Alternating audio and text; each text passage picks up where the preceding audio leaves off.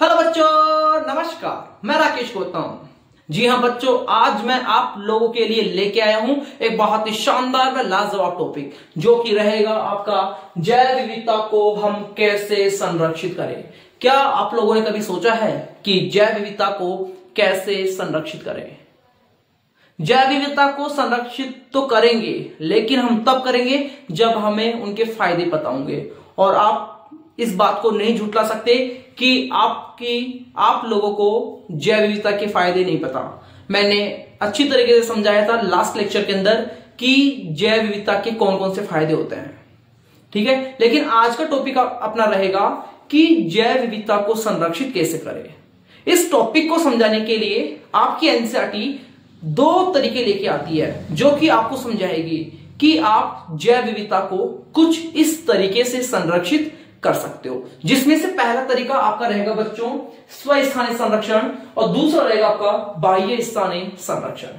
ध्यान रखना कि जो स्वस्थानीय संरक्षण होता है, स्वस्थानीय संरक्षण के अंदर आप जातियों को प्राकृतिक आवास में सुरक्षा देते हो।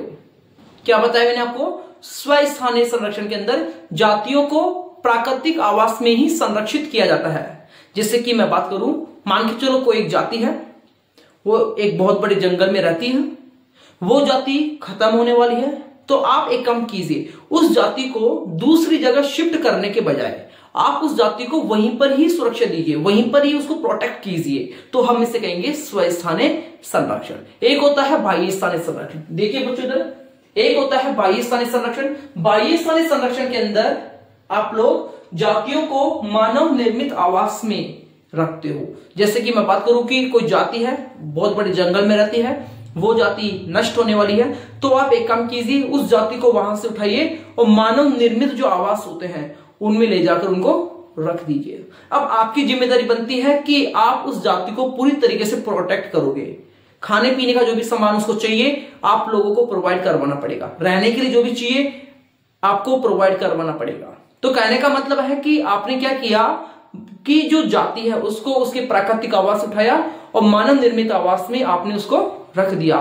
तो हम इसे कहेंगे बाह्य स्थानीय संरक्षण, ठीक है बच्चों। सबसे पहले हम लोग बात करेंगे स्वस्थानीय संरक्षण के बारे में। हम लोग बात करेंगे, देखिए बच्चों, इधर स्वस्थानीय संरक्षण के अंदर आपका राष्ट्रीय उद्यान आता है, वन्य जीव अभ्यारण्य आता है, जीव मंडल आरक्षित क्षेत्र आता है, साथ में जैव विविधता हॉटस्पॉट आता है, साथ में पवित्र वन आते हैं। ये सब कुछ आप लोगों को किस में देखने को मिलेगा? स्वस्थानीय संरक्षण में देखने को मिलेगा। ध्यान रखना बच्चों कि राष्ट्रीय उद्यान की संख्या कितनी है भारत के अंदर? 90 है। वन्य जीव अभ्यारण्य की संख्या भारत में कितनी है? 448 है। जीव मंडल आरक्षित क्षेत्र की संख्या कितनी है भारत के अंदर? 14 है। जैव विविधता हॉटस्पॉट विश्व में कितने हैं? टोटल 34 है। ध्यान रखना, विश्व के अंदर जैव विविधता हॉटस्पॉट की संख्या 34 है। लेकिन बात करें भारत की, भारत के अंदर सिर्फ और सिर्फ 3 जैव विविधता हॉटस्पॉट पाए जाते हैं, जिसमें से पहला रहेगा बच्चों पश्चिमी घाट और श्रीलंका, दूसरा रहेगा इंडो बर्मा और तीसरा रहेगा आपका हिमालय।